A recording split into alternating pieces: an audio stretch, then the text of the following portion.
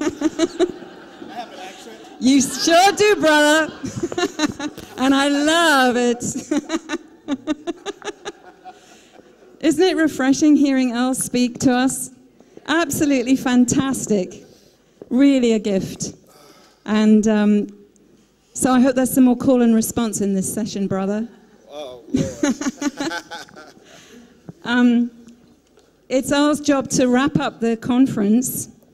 And it's his, I think he told us this is his first time in the UK. And I'm sure I'm not the only one who certainly hopes it's not the last and that you'll come back and join us again very soon. And by the way, he has another life, which is as a musician. And he's played a lot with Stevie Wonder and Al Green, wasn't it? Back in the day. Yeah. Back in the day. Secret man here. And he's going to talk to us about holy relationships. Thank you. Take it away. Thank you so brother. much. Thank you so much.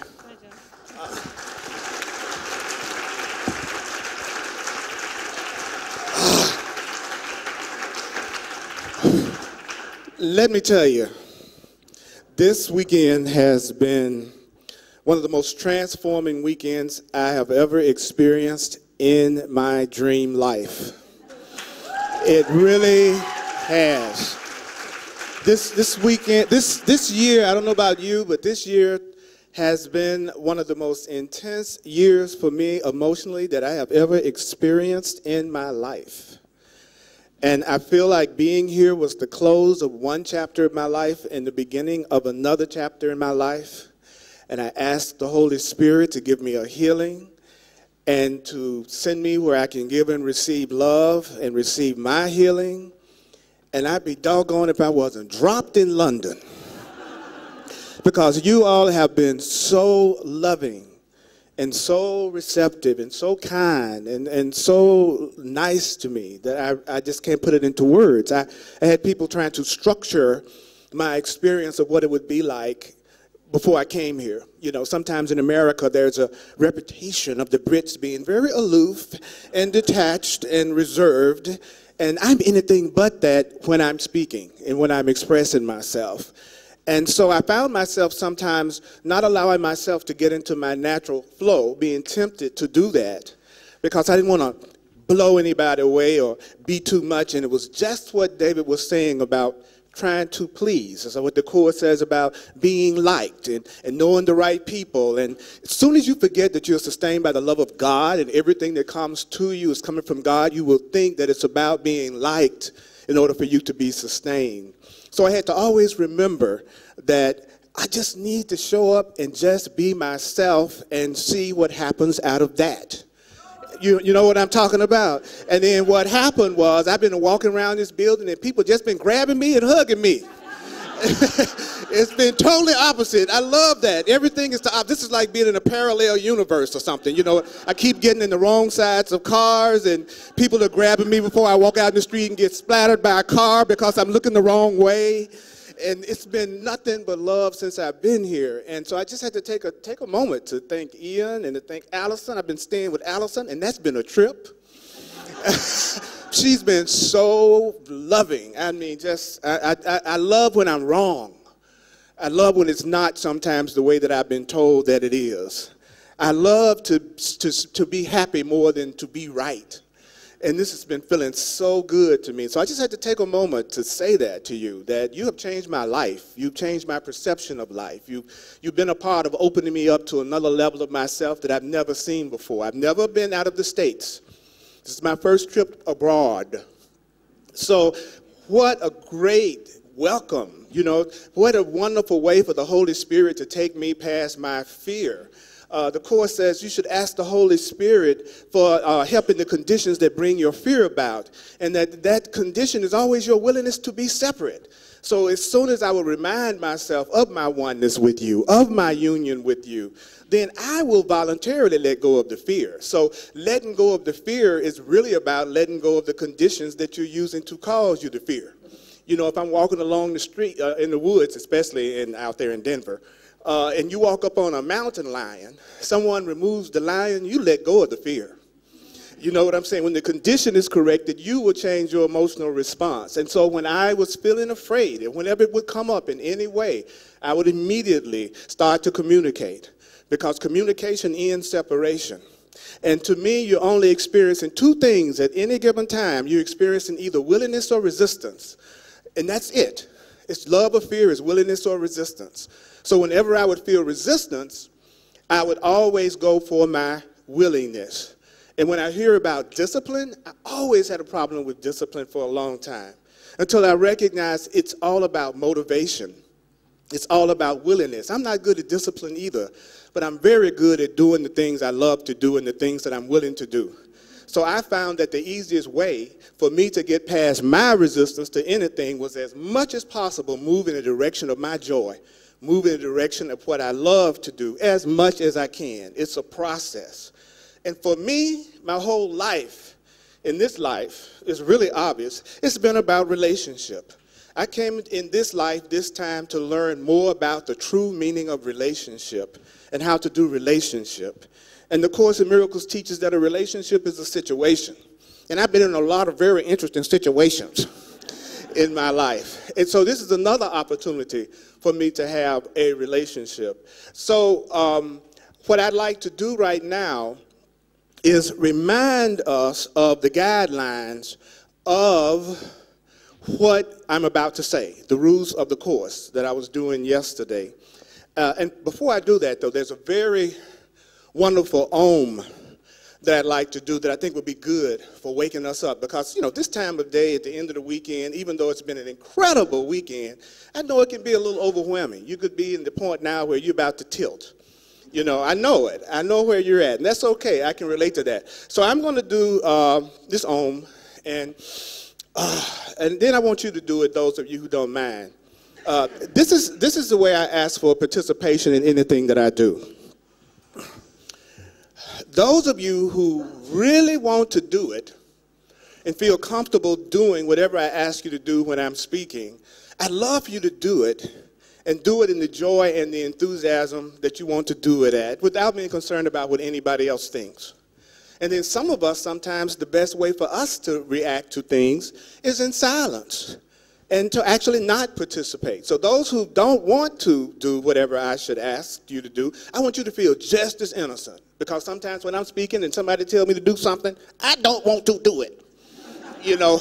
And so I just, you know, so rather than feel the fear and separation from feeling like you're being asked to behave the way you think you should, which the Course says is fear comes from behaving the way that you think you should without really wanting to do so.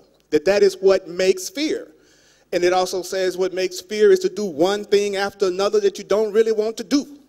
So we got people getting up in the morning, doing one thing after another they don't want to do, going to work all day long, behaving as they think they should without really wanting to, and then you wonder why so many people are miserable and unhappy. It makes perfect sense. So in my talks, I really want people to feel innocent about being where they are, and wherever you are, come on, join with me, because you're joining with me if you're doing what you want to do. That's what doing, okay, so are we clear about the guidelines about participation? Do what you want to do. Don't do what you don't want to do. It's deep, it's complicated, and it's hard. I know, but we're going to pull this off. Okay, so here I go. This is deep stuff. This is my Om.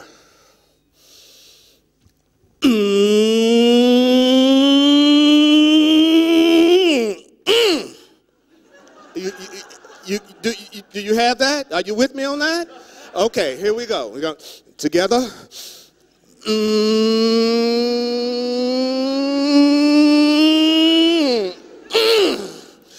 didn't that feel good?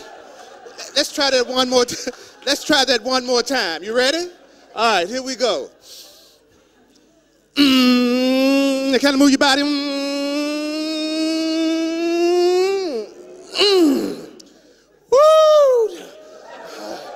I tell you, you got to get your body involved. Your body is the seat of your memory. One more time. Standing up? Okay, all right, let's do it. Those who want to stand up, those who want to sit down, I order you to stay seated. I am a control freak, as you can tell. All right, everybody's with me? Okay, now, it's kind of important. Now, okay, I'm going to be me. All right, don't be afraid to move your booty. It's very important to get it involved because the Course teaches that the body is the seat of memory. All of your memories are stored in your body. That's all the body is. It's something you're remembering anyway, right? So what we want to do is when we get our bodies involved, we remember what we want to remember more, okay? And if we really love each other and trust each other, we can feel okay. It's just a party. It's just us. It's just one of us here. Isn't that right? I mean, after a whole weekend, if we can't finally relax with each other, we're sort of a little bit of a fraud, aren't we? You get a whole weekend of oneness and love everybody, and I feel connected with everybody, but you can't even be a little silly? Come on, let's do it. That inner child in us, we're going to let it run out and play a little bit. Is that okay? All right, here we go. One more time. Let's go. Woo!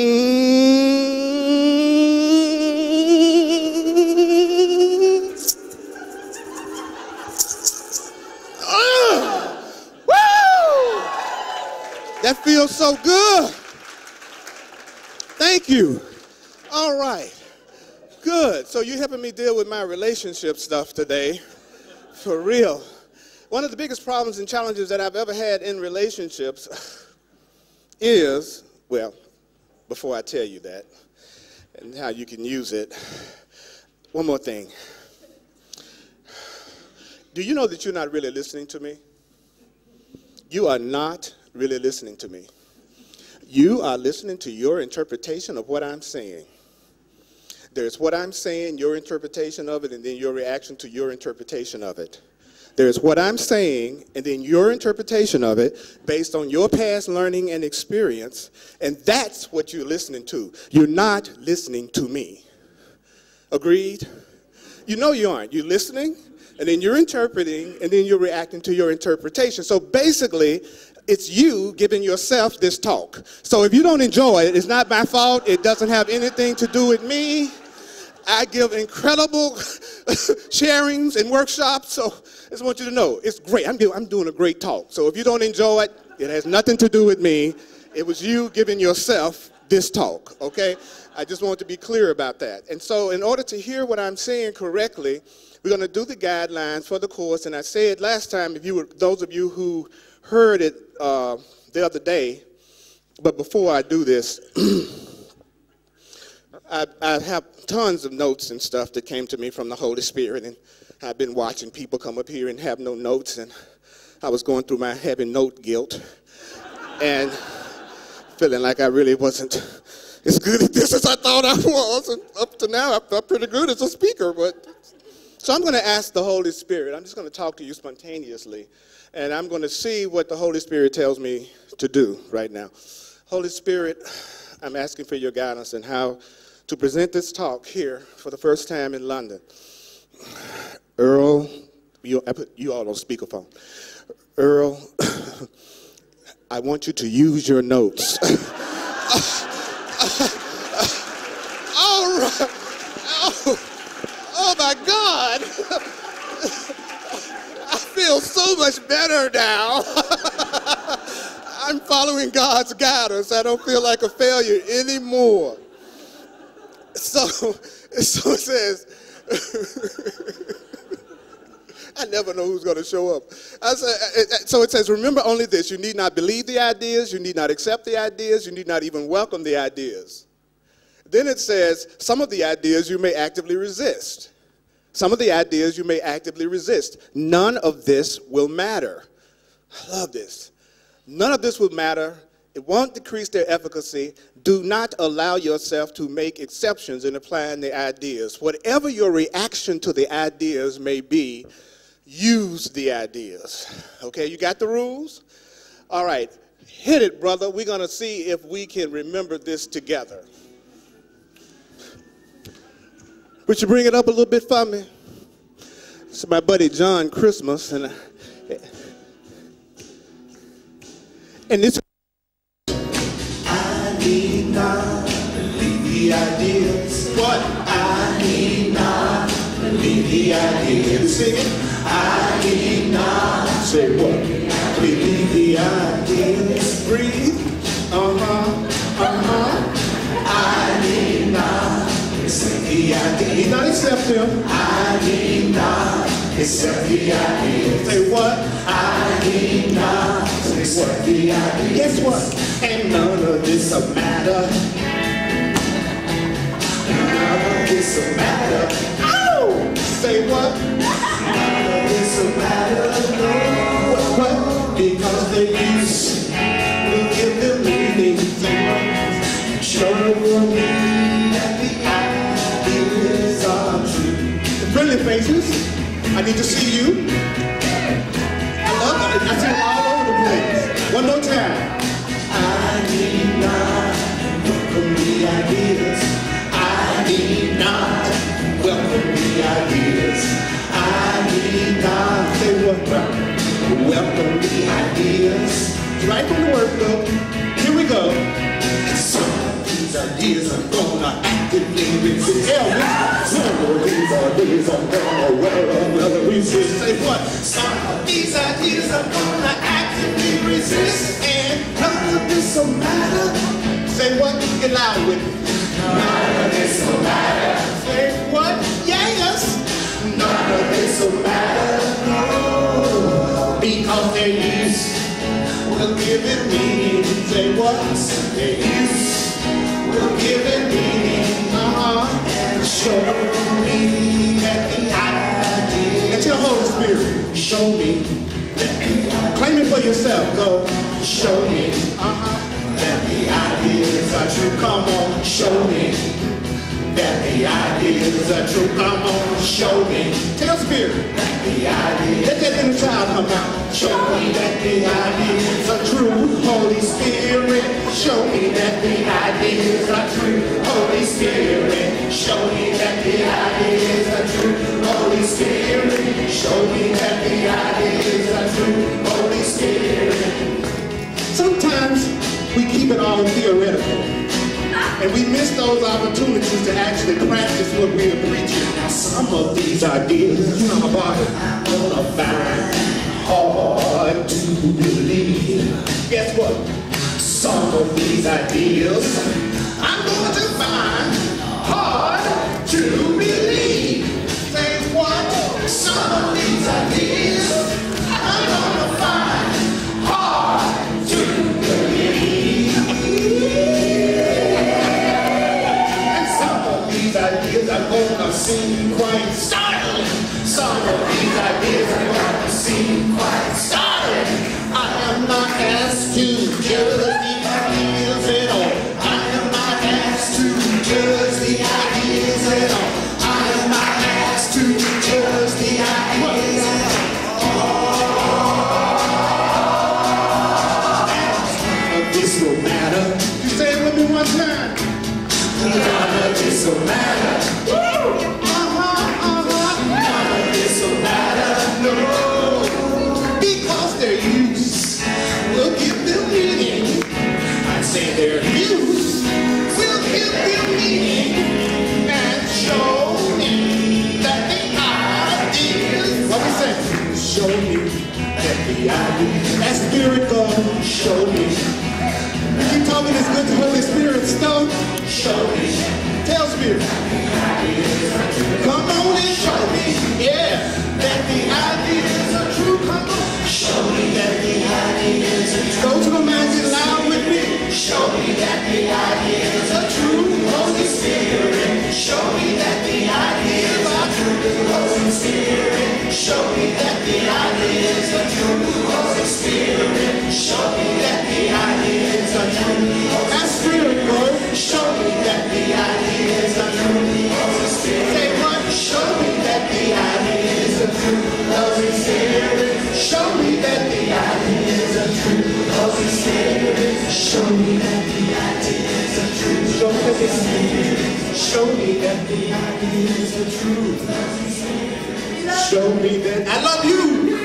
Woo, but you're not yourself and playing with me.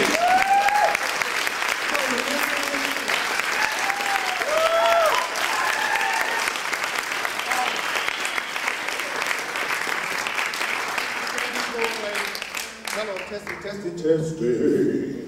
Somewhere the ego.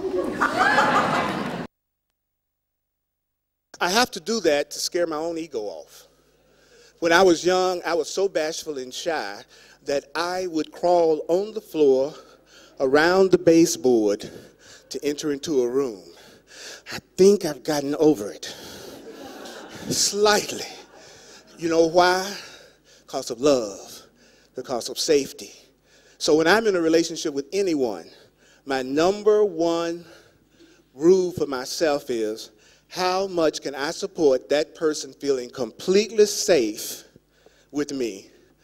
And how much can I support that person feeling free to communicate with me all their private thoughts without being afraid that I'm going to attack them for doing it?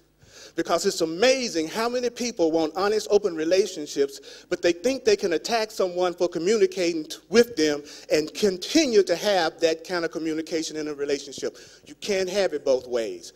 I don't care how spiritual I'm trying to be. If you're always acting crazy every time I tell you something, then I'm going to stop telling you stuff. So I realized my number one rule from A Course in Miracles that I had to live by is to be what I want to have. There's a statement in the Course that says, be what you want to have. So everything I want to experience in my experience, I try to allow myself to be that in my experience. And I find that being is so powerful because when you're being it, you seem to manifest it, attract it, whatever word you want to use. But that kind of person will show up in your life. So the Course says a very interesting statement that I want to share with you. It says here two individuals. I was looking for that statement where it says two individuals. When two individuals are, I was looking right at it before I started to have a whole lot of fun partying with y'all. Then it was right there in front of me. No, it's on this page somewhere. But anyway, it's on page either 364 or 365 on the page. But the Course uses the statement when two individuals basically take a look at their relationship, they are somehow appalled because they see how much their relationship is out of alignment with the goal that they've set for it. And I love this statement, two individuals, because the Course in Miracles talks to us at both levels. The level that we recognize our oneness on, and there is no duality, and it's all just us.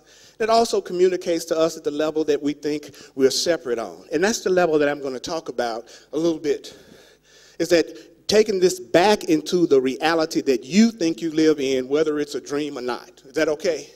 You know, it's like if I can't use this in my day-to-day reality where I think I am, it's just a bunch of abstract concepts that has no value to me, right? So what we want to do is, and this is really cool because you can use what I say if it works for you, and then like I said yesterday, if it doesn't, then just throw it away. It doesn't matter. The truth is eternal. It'll be there whenever you want it. So give yourself a break. That's all right.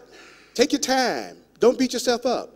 What I found out is that when you continually take in information, and more information, and you don't use that information is actually used by your own ego against you. It would almost be better not to read 1,000,000 books if you're not going to do anything that they say, because if you do, it's just something else your ego is going to use to try to make you feel like you're failing, not good enough, and not at the level you ought to be yet. Here you are, you've been studying the Course in Miracles for 10 years, and you're still freaking out about every little thing that happens. You know, that the spiritual ego, it beats us up when we don't use the truth that we're studying. Because let me tell you something. Sometimes on a spiritual path, it looks like people think being on a spiritual path is reading as many different books as they can possibly find. And therefore, they are being spiritual. It's almost like collecting cookbooks, but you never bake a cake. And because you got a wall full of cookbooks, now you're a spiritual master. It's like wanting to get a house built, going to the hardware store, getting some hammer and some nails, and then throwing the hammer and the nails down on the floor and folding your arms and saying, why isn't the house getting built? Then going, oh, I know what the problem is. I need to go back to the hardware and get some more hammers and nails. So if you're not seeing the truth or the Course work in your experience, you are totally innocent. But I must share with you that it means you are not applying the ideas yet. You may be thinking about applying the ideas. You may be discussing the ideas. You may be going to study groups and everybody getting together talking about the ideas. But I guarantee you, if you use the ideas of A Course in Miracles, those ideas will work. Like it said, the use of the ideas will show you that the ideas are true. So one of my favorite sections is the section called the healed relationship. So when I was asking the Holy Spirit some things to focus in on in that area, then I was given some key things to share with you to just keep in mind. So as you listen to this, I want you to think about your own relationships and how fast you can apply this, and just to keep this in mind. One of the first things that I want to answer this question, which is, how do you know when you're ready for a relationship?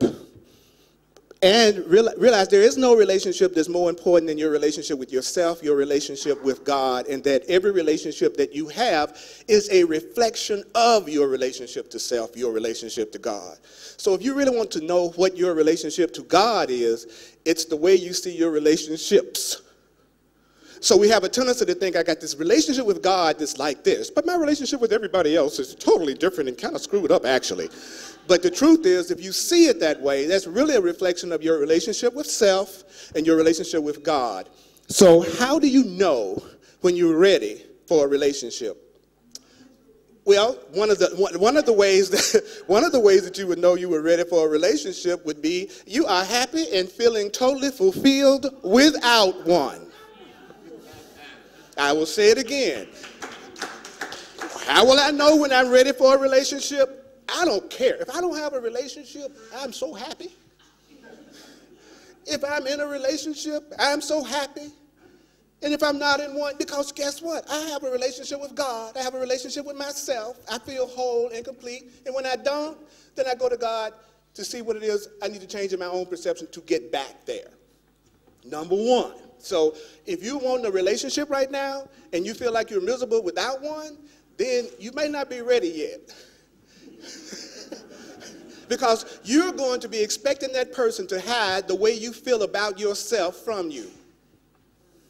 I don't like myself, I'm not loving myself, I'm going to get my value from someone who really cares about me. And because they care about me so much, I'll forget the way I was feeling about myself when I didn't have them. Their job is to hide the way that I feel about myself and make me feel really valued so that I know that I'm really loved. Are you hearing me? Are you hearing me? And so that's why people sometimes have a hard time not being in a relationship, because when they're not in a relationship, they don't have anybody to blame for the way they feel. They have to own up to the fact that, you know, I'm pretty miserable today and there's no one causing it. So I got to go out and get me a relationship.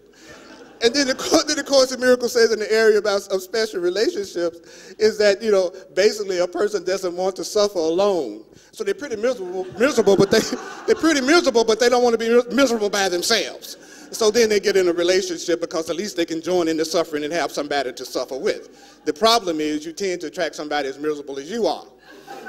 So it's hardcore. The Course in Miracles is some hardcore stuff. I tell people, don't mess around with the Course in Miracles unless you're really ready to get honest about your own thinking, your own mind, and your ego. It is not for the faint of heart.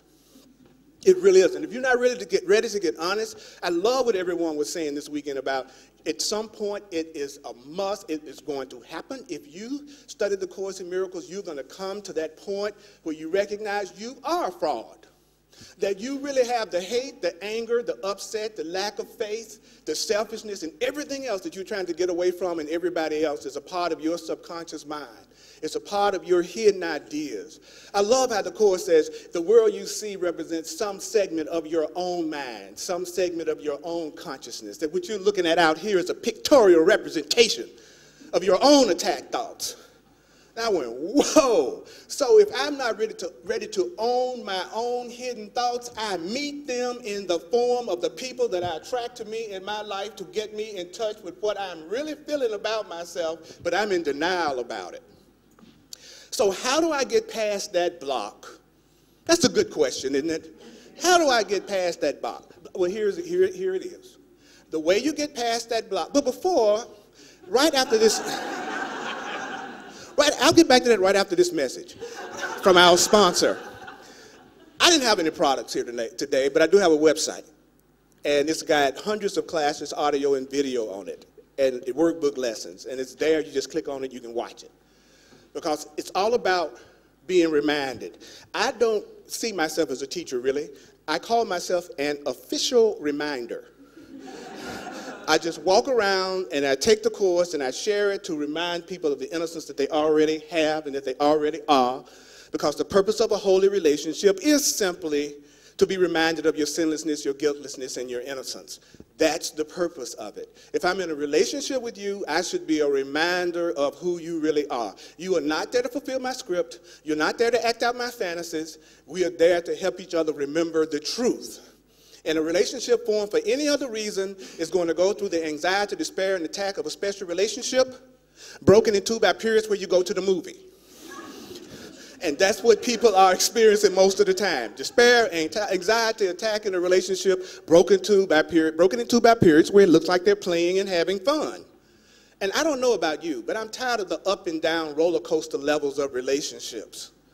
I would like to experience what the Course says, a permanent love that is only extending and expanding and growing through my recognition that it's already there. I'm tired of the ups and downs based on me trying to get everybody to do the way I think they should do in order to make me happy. You know, ask the person, what do you want? What is the purpose? I love that. The Course says that. If you are ready for a relationship, ask yourself, how much joy do I have without one?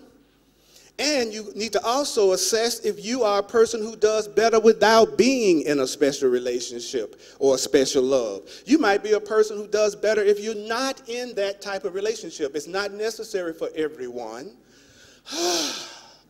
Everyone doesn't need a special love relationship in order to be happy. But the Course says, I'm not going to snatch your special love relationships away from you. I'm just going to remove as much fear as you will allow. So no one's trying to snatch your one and only love away from you, no matter what level you see that at. And that can be a lover, it can be a friend. Actually, you can have a special relationship with anything. Your money, your dog, your cat, your car, anything that you put before your peace is a special relationship, is an idol. Deep. So how do I deal with that? Well, I asked the Holy Spirit to show me how to use this relationship as a means for my awakening to the truth of who I am and the love that I am. Then I don't have to get rid of the relationship. I just need to give it a new purpose. How do I know when I need to stay in a relationship or when I need to let it go? Well, if you want to stay and you don't want to let it go, then it means you want to stay.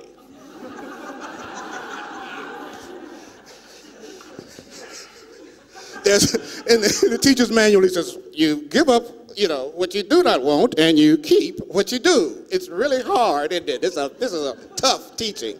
So in order to be happy and loving, loving relationships have nothing to do with sex and gender. Ooh. Love and sex are not the same thing. When you say stuff like you're here to love everybody, people get all uncomfortable. I can't love everybody. What do you mean? Because they immediately go to the body sometimes. And they go to, it's okay to say sex to the English, right? Okay, all right. I just want to make sure I'm not overstepping any boundaries around here. Like that. Loving everybody doesn't mean having sex with everybody. I tried it in the 80s. It doesn't work. You just can't keep up. It just doesn't work. Makes your life really, really complicated.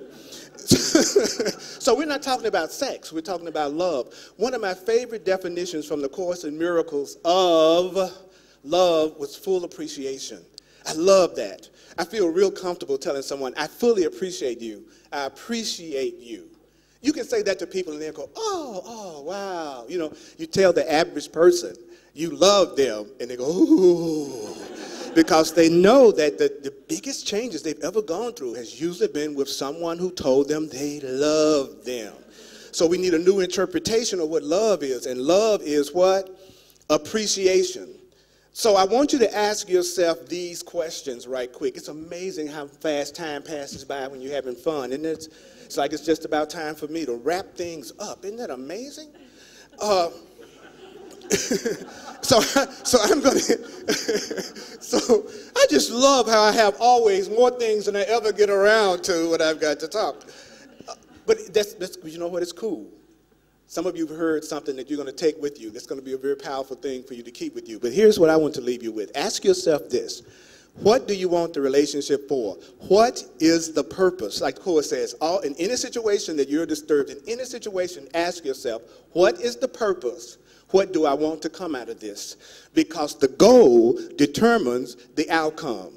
The goal determines the outcome. Don't worry so much about how it's going to happen. How is none of your business. How is none of your business. What's your business is to ask, what do you want? What do you want to come out of the relationship? Live in the question. What would it take for the kind of relationship that I give myself total fulfillment in to show up in my life? Through the Holy Spirit. The how is not your business. The section, the healed relationship in the Course in Miracles gives very specific instructions about how to have one, every stage you go through to have one, and the things you're going to go through when you're trying to have one, and how to deal with the upsets and the fears that may come up when you're trying to have one. So isn't that great? So if those of you who really want to have a holy relationship, which is simply a loving relationship, which is simply an innocent relationship, which is simply a guiltless relationship, is right there in the book. But I want to leave you with the idea of, what do I want? Today, get clear about that. What is my purpose? Do I want to use my relationship for separation and fear, or do I want to use my relationship for awakening and innocence and recognizing the joining that we all are and the joining that we have? So there's a few things here that I'm going to say. And my brother, would you hit that one more minute? Feels so good.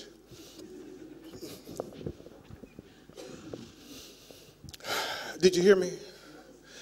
Ask yourself, what is the purpose? What is... So I'd like to leave you with a little thought from the Course in Miracles right now. Show you the boogie sheet.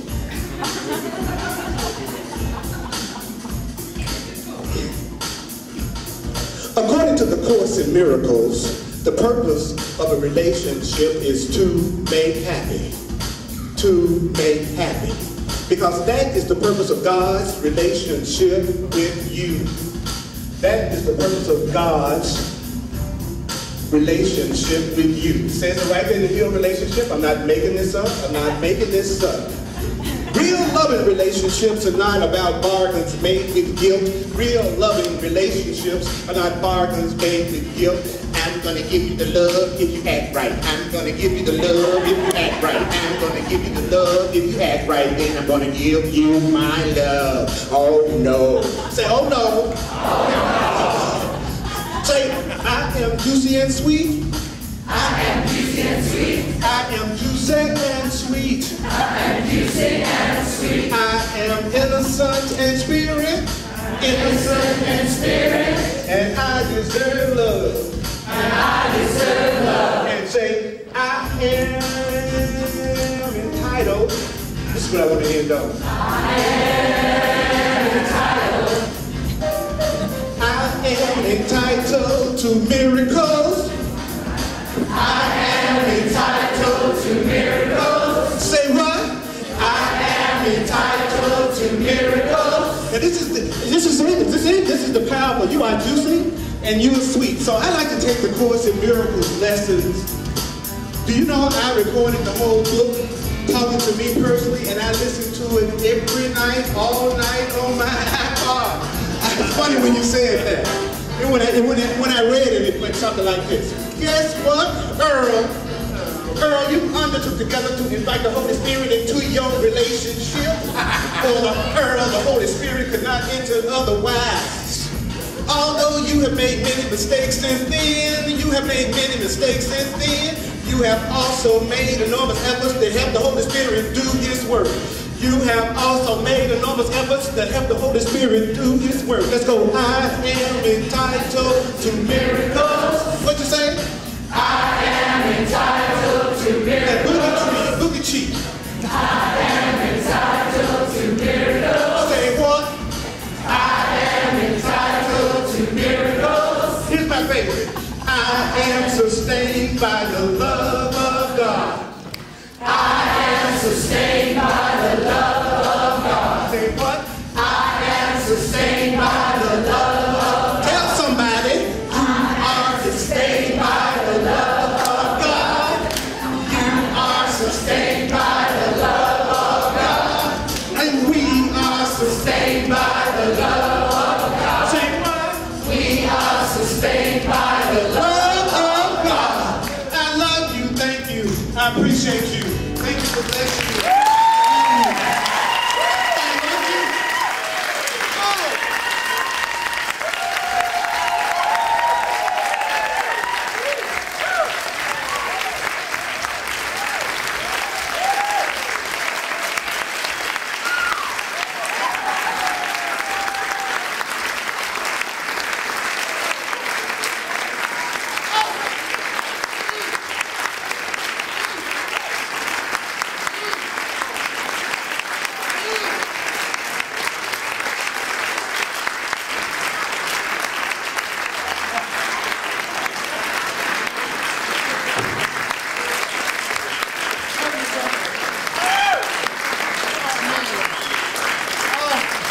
You all are so damn cool. Thank you very much. Yeah. Absolutely the incomparable, unique Earl Purdy. And we long to have you back. Please do come strong. Thank you.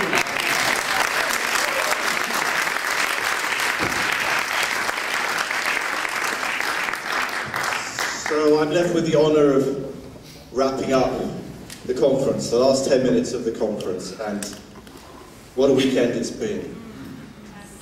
I think every conference we've had, and this was the 11th, we said this is the best conference yet. Yeah. I think the best conference yet.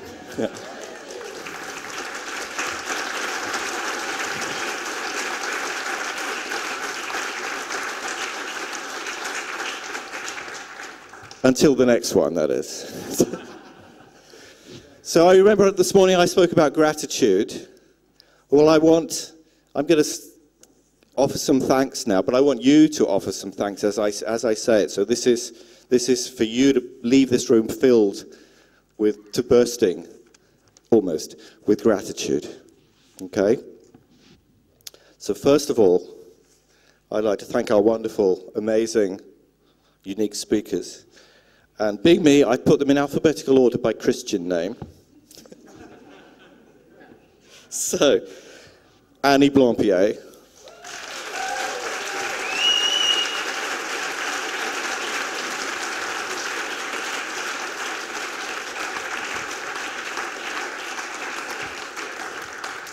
the lovely Cheryl Ford,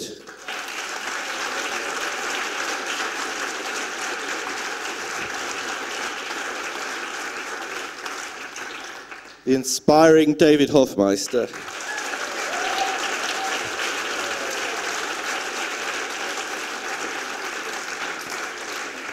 the incredible Earl Purdy,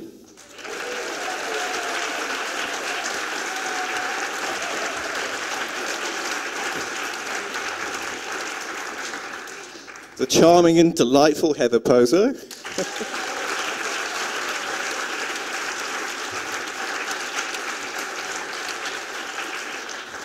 the agile Jason Chan,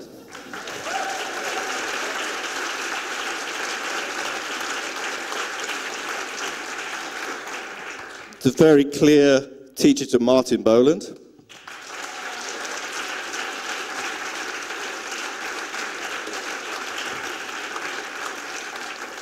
the humour and wisdom of Nick Davis,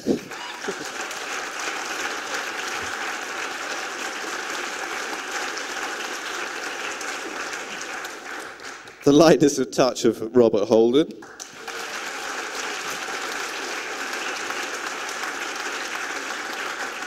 And last but not least, the wonderful Sandy Levy-London.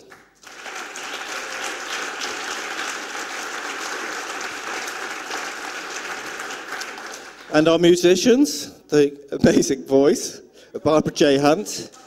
Oh, I forgot. Robert Perry. Robert Perry.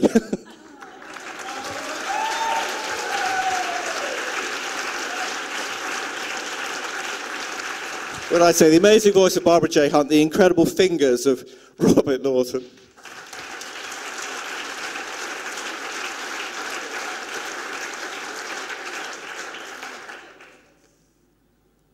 And you people for coming all this way from all parts of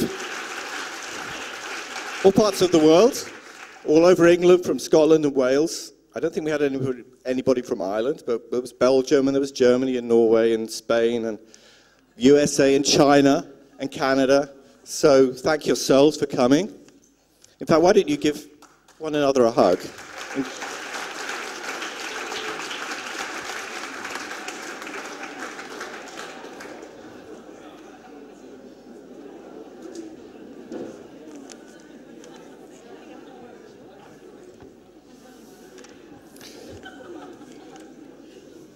And finally, none of this would have been impossible without our amazing team of helpers.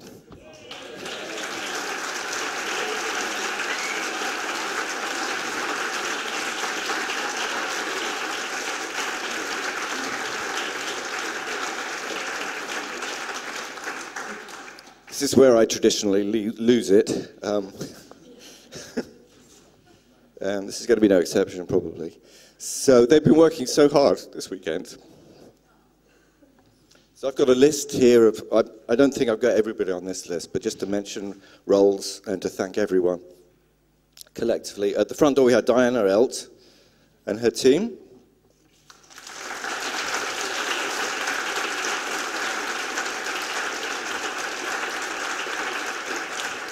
There was the registration team, Angie, Shelley, and the team, and the rest, and everybody.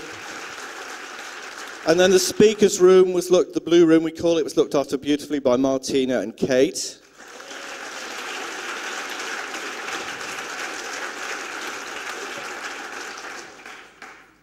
And the timekeepers, Michael and Alan.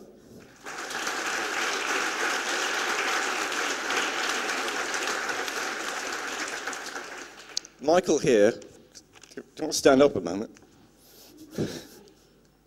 This guy is the creator of our website, which is just beautiful, and he's worked hours and days and weeks on it.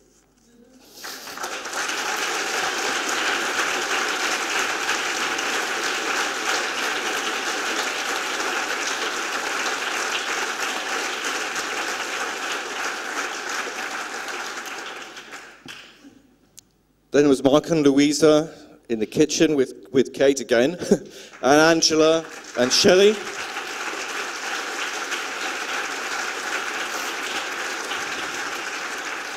And then the female housekeeping, Frankie and Sophia.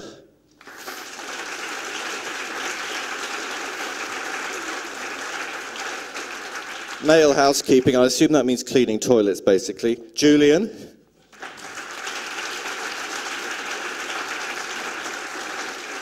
And Dife, who was the driver for David Hofmeister.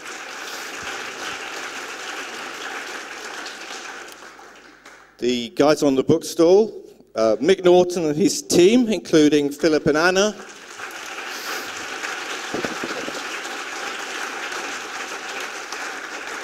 And Andrea and Lynn-Marie.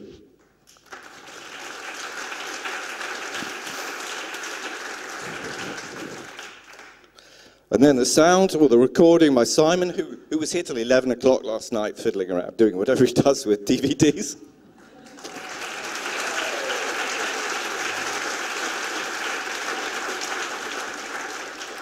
And Ken and Roy on the sound desk, and Ken with the camera.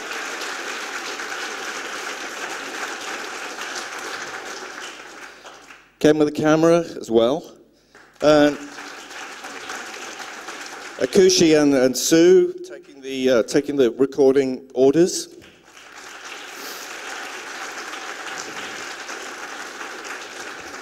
And then Steve, who designed the program and the two banners.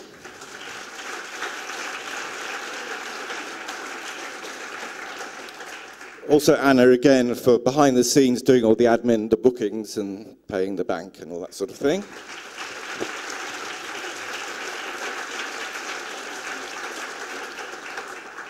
And absolutely finally, but absolutely not least, Gina and Alison.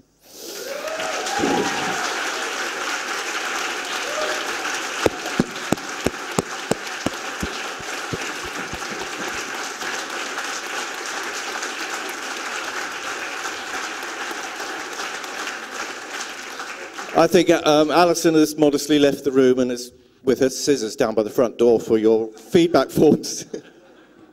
But I'm sure you'll thank her on your way out. And